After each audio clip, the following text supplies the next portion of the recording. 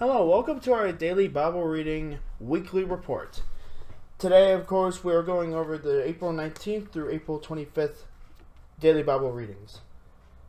So, of course, in April 19th, we are in Joshua in the final parts, leading up, of course, to, what date was it? We crossed over into Judges. Crossed over into Judges on April 23rd. Now, of course, in these later parts of Joshua, we see these allotments of land given to the different tribes, and we see that, I think there's even some discussions over the Levites and some allotments of land that they get from separate tribes. And toward the end of Joshua, there's also a bit of a scuttle. Let's see, where was it? It was definitely in Joshua. Serve the Lord and witnesses our own decision. Oh, yeah. April 22nd reading. At the end of Joshua.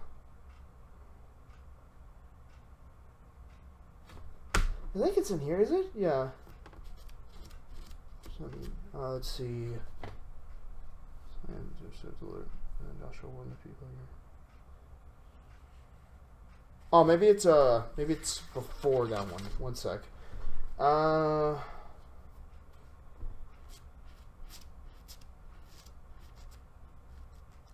Oh yeah, it's during the April 21st reading. There's a couple of people there were people from the clans of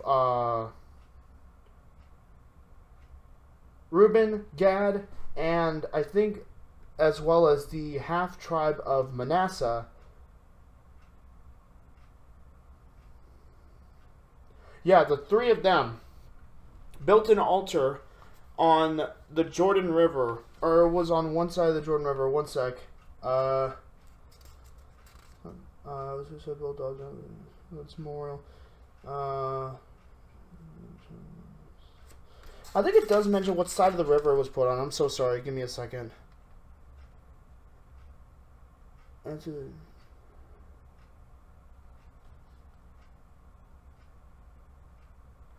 Yes, it goes into detail about it on the April 21st reading. But I want to know what side the river was on, so we might need to go into April 20th reading. Now let me see if it mentions it there. It's got to. Let's see. Let's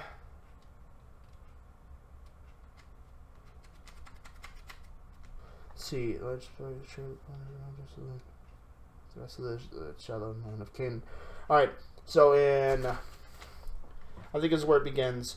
In the April 20th reading, Joshua, I think this is 22, verse 9. So the men of Reuben, Gad, and the half-tribe of Manasseh left the rest of Israel at Shiloh in the land of Canaan, and started the journey back to their own land of Gilead, the territory that belonged to them according to the Lord's command through Moses. But while they were still in Canaan, and when they came to a place called Geliloth, near the Jordan River, the men of Reuben, Gad, and the half-tribe of Manasseh stopped to build a large and imposing altar.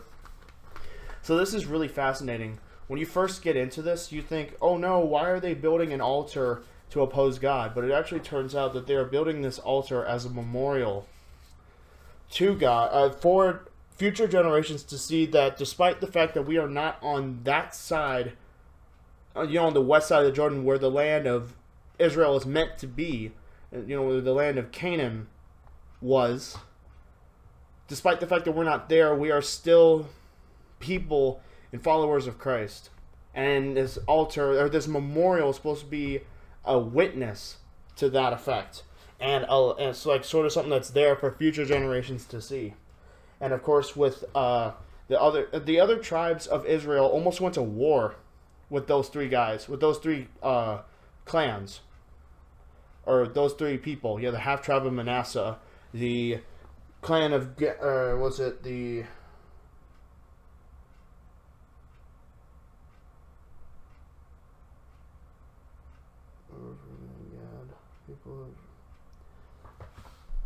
excuse me, the people of Gad, when they build this, the people of Gad, Reuben, and Manasseh, what was I saying?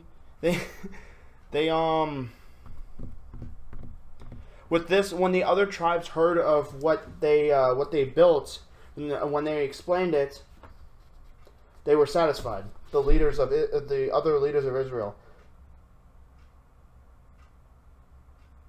Yes, in verse 32 of Joshua 33? Of 22. Yeah. chapter 22, verse 32 of Joshua. Then Phinehas, son of Eleazar the priest, and the other leaders left the tribes of Reuben and Gad in Gilead and returned to the land of Canaan to tell the Israelites what had happened. And all the Israelites were satisfied and praised God and spoke no more of war against Reuben and Gad. The people of Reuben and Gad named the altar Witness, for they said, "It is a witness between us and them that the Lord is our God too." So it's very important that they did that. Otherwise, the rest of the people of Israel would have went to war against the people of the half-tribe of Manasseh, Reuben, and Gad. I know I didn't mention the half-tribe of Manasseh back there, but they were involved with this. It's said all the way back on April 20th reading. Give me just one second.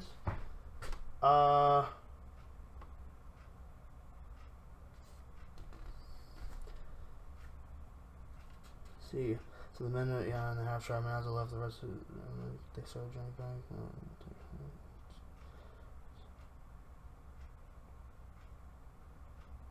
Yep, it says, the men of Reuben, Gad, and the half-tribe of Manasseh stopped to build a large and imposing altar. This is, of course, in verse 10, chapter 22 of Joshua. So, yes, this was a very close to war conflict between these people, but thankfully it didn't result to that. And then, of course, we have the death of Joshua. He was 110 years old when he died. And he was buried in the land that was allocated to him at Timnath Serah in the hill country of Ephraim, north of Mount Gaish. So that's where he was buried. And then, of course, on April 23, we move on to Judges. Judges I find to be very fascinating with the way they tell it, because it's like, okay, obviously there was where we left off with Joshua, things were really good with the people. It seems like we left off on good terms with the people, with the relationship between the people of Israel and God. It's like, yes, the Lord is our God, and we will follow Him and Him alone.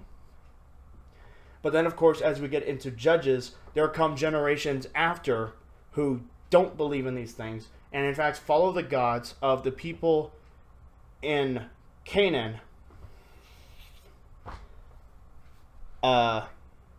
And like all those areas in there, all these different tribes and people, there's different people that do not worship the Lord our God, and instead of worship places like Baal or Baal or however he's pronounced, whatever. Don't matter about him. But yeah. And of course, this is a big frustration for the Lord, and this caused him to show his anger among the people by basically allowing different nations to conquer them for many years. And these people have, of course, after a while, the people of Israel would call out to the Lord, "Please help us."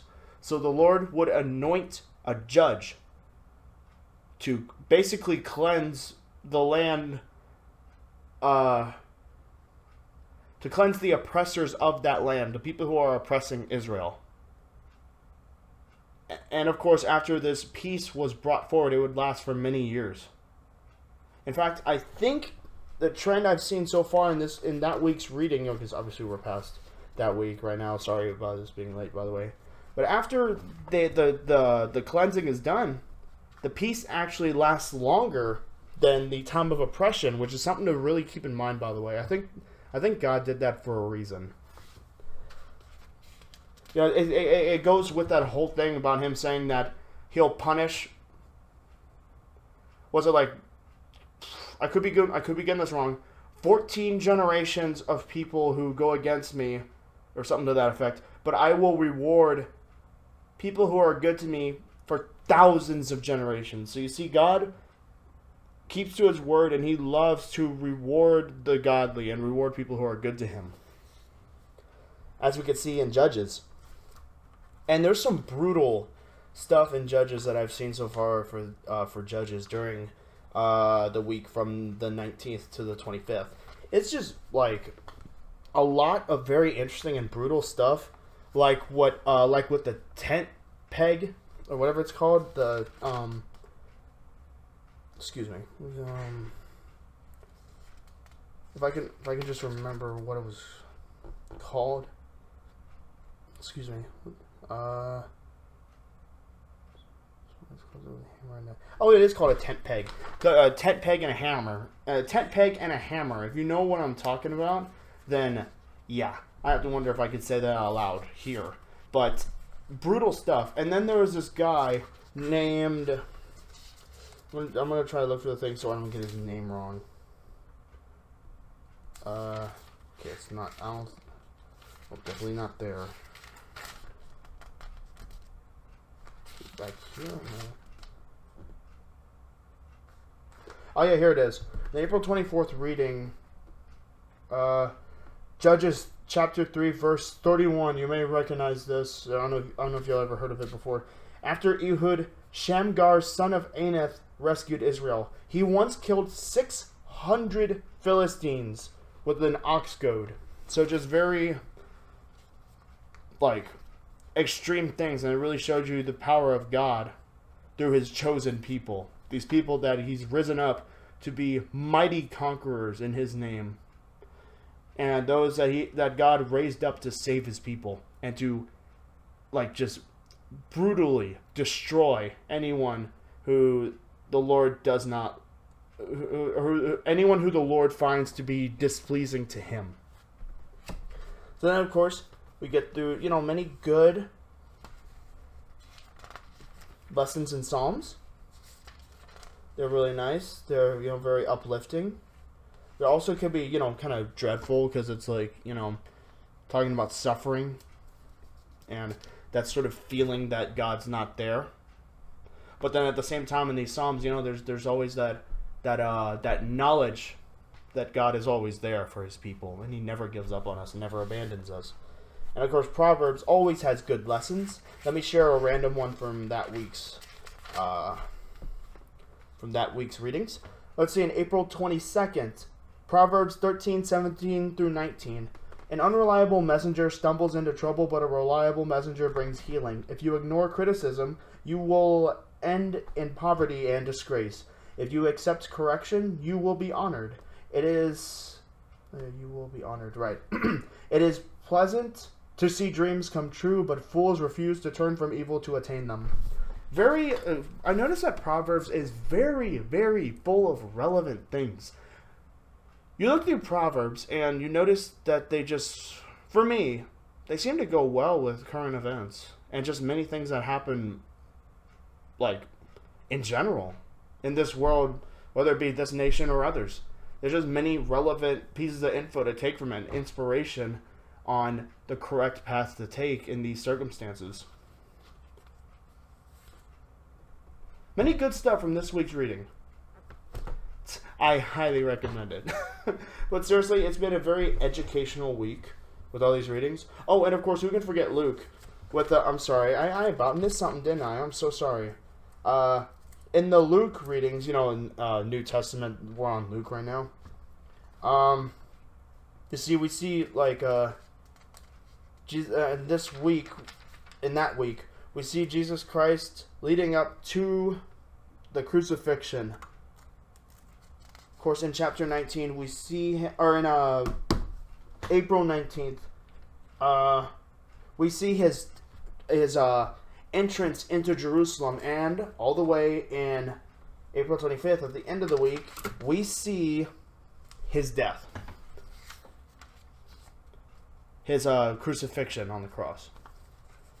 So it's been a very interesting week, and it, if I'm not mistaken, this actually follows really well. That's